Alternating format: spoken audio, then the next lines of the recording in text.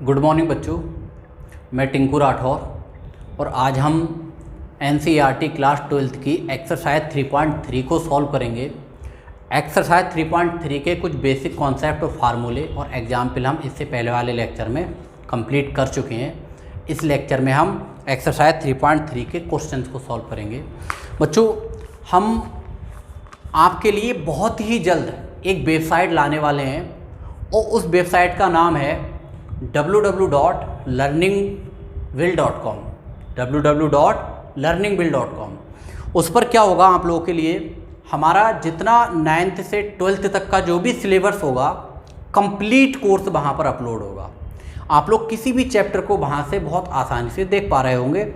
और ये जो वेबसाइट हमारी लॉन्च होगी वो लगभग 15 अगस्त के बाद ही लॉन्च होगी। तो इसीलिए बच्चों आप टेंशन ना लें, बहुत अच्छे से तैयारी करें, मस्त रह के तैयारी करें। बस ये देखिए कि यहाँ से यूट्यूब पे पूरा कोर्स कराना पॉसिबल नहीं है, लेकिन वहाँ पर वेबसाइट से आपको कोर्स में क्या होगा कि एनसीईआरटी विद एग्जाम्पल के पूरी सॉल्व की हुई होगी। मैं ही पढ़ाता हुआ नज़र आऊँगा वीडियो लेक्चर में ही, और उसके कुछ एक्स्ट्रा क्वेश्चन भी वहाँ पर मिलेंगे आपको। एनसीईआरटी एग्जाम्पलर बुक भी पूरी मिलेगी। और क्या कह सकते हैं कि जो प्रीवियस ईयर के क्वेश्चन पेपर होते हैं वो भी सारे ही वहाँ पर सॉल्व किए हुए वेबसाइट में मिलेंगे। हमारा जो टारगेट रहेगा वो 100 में 100 का रहेगा। बस इसी परिपथ से हमने एक वेबसाइट लॉन्च करने वाले हैं और बच्चों वहाँ से आपको कोई भी दिक्कत नहीं होगी, आप बहुत आसानी से पढ़ाई कर सकेंगे। तो चलिए बच्चों, आज के इस लेक्चर में हम क्वेश्चन नंबर 1 से सॉल्व करते हैं। क्वेश्चन नंबर 1 में हमसे कह रहा है कि निम्नलिखित आव्यूह में से प्रत्येक का परिवर्त ज्ञात कीजिए। Find the transpose of each of the following matrix. हमें इनका क्या निकालना है बच्चों? ट्रांसपोज निकालना है। ट्रांसपोज मैट्रिक्स निकालनी, इसका परिवर्त निकालना है। तो पहला क्वेश्चन ये है हमारे पास, क्वेश्चन नंबर 1 का फर्स्ट पार्ट हमें यहाँ पर लेट कर ले रहा है। ये जो मैट्रिक्स है उससे कोई मैट्रिक्स ए लेट कर ले रहा है। हमारे पास क्या दी हुई है 5 और ये 1/2 और ये कितना -1, ये दी हुई है। ठीक है, अब हमें क्या करना है, इसका ट्रांसपोज का मतलब मैंने बताया आपको कि किसी का ट्रांसपोज मैट्रिक्स निकालिए, किसी का परिवर्त आव्यूह निकालना है तो रो को कॉलम में बदल दीजिए और कॉलम को रो में बदल दीजिए। तो ए का जो ट्रांसपोज मैट्रिक्स होगा वो क्या होगी भाई? A डैश होगी। तो ये जो फर्स्ट कॉलम है ये क्या बन जाएगा? फर्स्ट रो बन जाएगा। तो ये जो फर्स्ट कॉलम है 5, 1/2 और -1। इस तरीके से ये इस क्वेश्चन की क्या है? ट्रांसपोज मैट्रिक्स है, परिवर्त आव्यूह है। तो इस तरीके से सॉल्व करना था। इसी के साथ सेकंड पार्ट समझते हैं। सेकंड पार्ट में इसे क्या लेट कर ले रहे हैं बच्चों? बी लेट कर ले रहे हैं। कितना लेट कर ले रहे हैं? बी। तो बी हमारे पास जब हम लेट कर रहे होंगे तो ये 1 और ये 2, -1 और ये 3। जब इसकी हम ट्रांसपोज मैट्रिक्स निकालेंगे बी डैश, तो क्या करेंगे भाई? ये जो हमारे पास फर्स्ट रो है ये फर्स्ट कॉलम बन जाएगा -1 और सेकंड रो है ये सेकंड कॉलम बन जाएगा 2, 3। तो इस तरीके से ये इसकी ट्रांसपोज मैट्रिक्स आ गई निकल के, परिवर्त आव्यूह आ गया।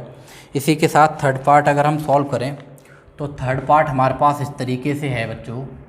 थर्ड पार्ट इसमें चलो इसको लेट कर ले रहे हैं मैट्रिक्स सी। तो सी जब लेट करेंगे तो ये हमारे पास इस तरीके से है -1 √3 और ये 2, फिर ये कितना है 5 और ये 5 और ये कितना 3, उसके बाद में 6 और ये 6 और ये -1। अब इसकी हमें निकालनी है भाई ट्रांसपोज मैट्रिक्स, यानी कि परिवर्त आव्यूह निकालना है। तो परिवर्त आव्यूह क्या होता है? सी डैश होता है। कुछ मत करिए, ये जो फर्स्ट रो है ये फर्स्ट कॉलम है, -1, 5 और 6। सेकेंड रो को सेकेंड कॉलम बना दीजिए, √3, 5 और ये 6। ये थर्ड रो है, इसे थर्ड कॉलम बना दीजिए, 2, 3, -1। तो इस तरीके से ये थर्ड पार्ट का आंसर। आइए बच्चों क्वेश्चन नंबर 2 को समझते हैं। क्वेश्चन नंबर 2 है, कह रहा है एक मैट्रिक्स A = ये दे रखिए, एक मैट्रिक्स B = ये दे रखिए। फिर हमसे कह रहा है फर्स्ट पार्ट में, इसका जो फर्स्ट पार्ट है उसमें कह रहा है कि हमें वेरीफाई करो, सत्यापित करके दिखाओ कि A + B का होल डैश = किसके है? A dash + B dash. तो A डैश + B डैश के निकालना है। तो ऐसे करिए, A डैश पे और B डैश हम पहले ही चलिए निकाल लेते हैं यहाँ से। इसको फर्स्ट पार्ट को बाद में सॉल्व करेंगे। यहाँ से पहले हम क्या करते हैं बच्चों, यहाँ से A डैश निकाल लेते हैं A डैश। भाई ए इक्वल टू इतना है तो ए डैश निकालो। ए डैश का मतलब है ए की ट्रांसपोज मैट्रिक्स, यानी कि ए का परिवर्त अवयव।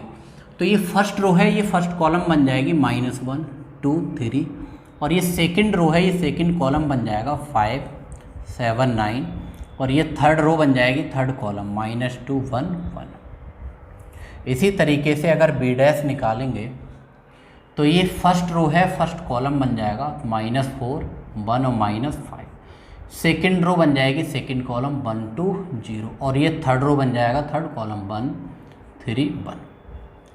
अब इसका फर्स्ट पार्ट नोट करिए। फर्स्ट पार्ट हमें दे रखा है, हमें प्रूव करना है कि a प्लस बी का whole dash equal to a dash plus b dash, ये हमें बताना है। ठीक है, तो सबसे पहले क्या करेंगे, हम a प्लस बी फाइंड कर लेते हैं।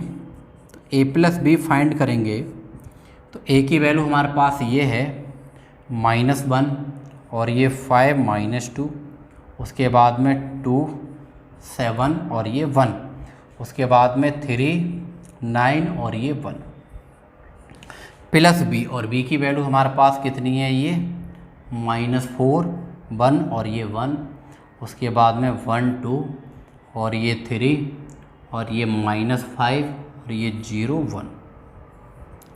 जब इन्हें सॉल्व करेंगे तो सॉल्व करने के बाद ये -1 और -4 -5 आ जाएगा, +5 +1 +6 आ जाएगा, -2 +1 -1, और 2 और 1 हो जाएगा 3, +7 +2 +का हो जाएगा 9, +1 +3 +4 हो जाएगा, +3 -5 तो -2 बचेगा, +9 और ये 0 9 ही रहेगा, +1 कितना हो जाएगा 2। तो इस तरीके से मेरे पास ये क्या निकल के आ गया, a प्लस बी। अब मैं यहाँ से क्या करूँगा, a प्लस बी का होल डैश निकालूंगा। तो a प्लस बी का जब होल डैश निकालेंगे बच्चों, यानी कि a प्लस बी का ट्रांसफर मैट्रिक्स निकालेंगे, तो ये जो फर्स्ट रो है ये फर्स्ट कॉलम बन जाएगा इस तरीके से हमारे पास कि -5 3 और -2, और ये सेकंड रो है वो सेकंड कॉलम बन जाएगा 6 9 9 और -1 4 2, तो ये -1 4 और ये 2। तो इसे मान लेते हैं इक्वेशन फर्स्ट। अब क्या करेंगे, हमें निकालना है अब a dash plus b dash. तो अब हम क्या करेंगे बच्चों, यहाँ से a dash plus b dash equal to a dash की वैल्यू कितनी हमारे पास, ये निकाली हमने, तो यहाँ रख देंगे भाई -1 2 3 -1 2 3 और 5 7 9 5 7 9 -2 1 1, तो ये -2 और ये 1 1 प्लस, और बी डैश की वैल्यू ये है हमारे पास -4 1 -5, तो -4 1 -5 1 2 0 1 2 0 और 1 3 1, तो ये 1 3 1। जब दोनों को हम सॉल्व करेंगे तो ये a dash plus b dash निकल के आएगा, और ये हो जाएगा भाई -1 और -4 -5, और 2 और 1 हो जाएगा 3, और 3 और -5 -2, और ये 5 और 1 कितना हो जाएगा 6, और 7 और 2 कितना हो जाएगा 9, और 9 में 0 को ऐड करेंगे तो ये 9 ही रहेगा। तो -2 और +1 -1, और 1 और 3 हो जाएगा 4, और 1 और 1 कितना हो जाएगा 2। तो ये आ गई इक्वेशन सेकंड, जैसे मान लो इक्वेशन सेकंड। अब देखिए क्या ये सेम है बिल्कुल, -5 3 -2 -5 3 -2 6 9 9 और 6 9 9 -1 4 2 -1 4 2 बिल्कुल सेम है, एक ही है। तो यहाँ पर हम लिख देंगे भाई from equation first and second. First और सेकंड से देखेंगे, अगर ये साइड इक्वल हैं तो ये भी साइड कैसी हो जाएंगे, इक्वल हो जाएंगी। तो ये a प्लस बी का होल डैश इक्वल टू किसके आ जाएगा, a डैश प्लस, देंगे बच्चों यहाँ पर वेरीफाइड। इस तरीके से हमें ये क्या करने थे, वेरीफाई करना था इस क्वेश्चन को। आइए बच्चों इसके एक सेकंड पार्ट को समझते हैं। सेकंड पार्ट इस तरीके से है। सेकंड पार्ट हमसे कहा गया है कि a माइनस बी का होल डैश इक्वल टू हमें वेरीफाई करके दिखाना है a dash minus b dash. तो सबसे पहले क्या करेंगे, हम यहाँ से a माइनस बी फाइंड करेंगे।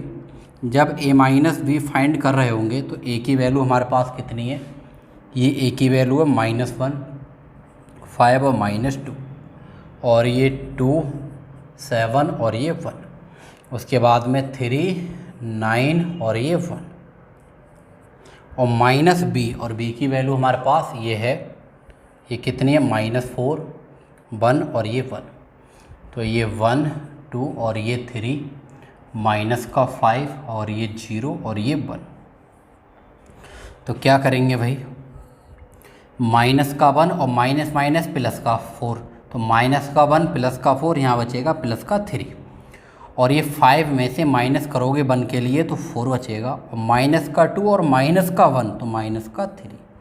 इसी तरीके से 2 में से माइनस करोगे 1 के लिए तो 1 आएगा, 7 में से माइनस करोगे 2 के लिए तो 5 आएगा, और यहाँ 1 में से माइनस करोगे 3 के लिए तो माइनस का 2 आएगा, 3 में से माइनस माइनस प्लस करोगे 5 तो ये 8 आ जाएगा, 9 में से माइनस करोगे 0 के लिए 9 ही रहेगा, और 1 में से माइनस करोगे 1 के लिए तो ये 0। ये तो हमारे पास क्या किसकी वैल्यू आ गई, a माइनस बी की वैल्यू आ गई। ठीक है, अब हम इसका ट्रांसपोज निकाल देंगे। इसका ट्रांसपोज का मतलब डैश निकाल देंगे। जब इसका डैश निकाल रहे होंगे बच्चों तो ये इस तरीके से आ जाएगा a माइनस बी का होल डैश। तो ये रो को कॉलम में बदल देंगे और कॉलम को रो में। तो ये 3 1 8 है, तो ये आ जाएगा हमारे पास कितना 3 1 8 4 5 9, तो ये 4 5 9, और ये -3 -2 0, तो -3 -2 और ये कितना 0। इसे लेट कर लेंगे इक्वेशन फर्स्ट। अब हम निकालेंगे a dash minus b dash, तो ये a डैश और माइनस बी डैश। तो a डैश की वैल्यू ये है हमारे पास -1 2 3 -1 2 3, और ये 5 7 9 और ये माइनस का 2 और ये 1 1 माइनस बी डैश, और बी डैश की वैल्यू ये है हमारे पास -4 और ये 1 -5 और ये 1 2 0 1 2 0 1 3 1 1 3 1। ये हमारे पास किसकी वैल्यू है भाई, बी डैश की वैल्यू है। जब इसे सॉल्व कर रहे होंगे तो ये a dash minus b dash equal to minus का 1 और माइनस माइनस प्लस का 4, तो -1 प्लस का 4 प्लस का 3 बचेगा, और 2 में से माइनस करेंगे 1 के लिए 1 आएगा, और 3 और माइनस माइनस प्लस 5, तो 3 और 5 कितना हो जाएगा 8 हो जाएगा। 5 में से माइनस करेंगे 1 के लिए तो ये 4, 7 में से माइनस करेंगे 2 के लिए तो ये 5, और 9 में से माइनस करेंगे 0 के लिए तो ये 9। ऐसे ही -2 में से माइनस करेंगे 1 के लिए तो माइनस का 3, और 1 में से माइनस करेंगे 3 के लिए तो माइनस का 2, और 1 में से माइनस करेंगे 1 के लिए तो ये 0, और इसे लेट कर लेना इक्वेशन सेकंड। तो ये इक्वेशन फर्स्ट इक्वेशन सेकंड की RHS सेम है, तो हम ऐसे करके लिख के दिखा देंगे भाई यहाँ से from equation first and second. First और सेकंड को देखेंगे तो अगर ये साइड इक्वल हैं तो ये भी साइडें कैसी हो जाएंगी, इक्वल हो जाएंगी। a माइनस बी का जो होल डैश है वो किसके इक्वल आ जाएगा, a dash minus b dash, दोनों इक्वल हैं। और ये चीज़ हमें वेरीफाई करके दिखानी थी, तो लिख देंगे भाई वेरीफाइड। तो इस तरीके से बच्चों ये तुम्हारा इस क्वेश्चन नंबर 2 का फर्स्ट पार्ट और सेकंड पार्ट दोनों के आंसर।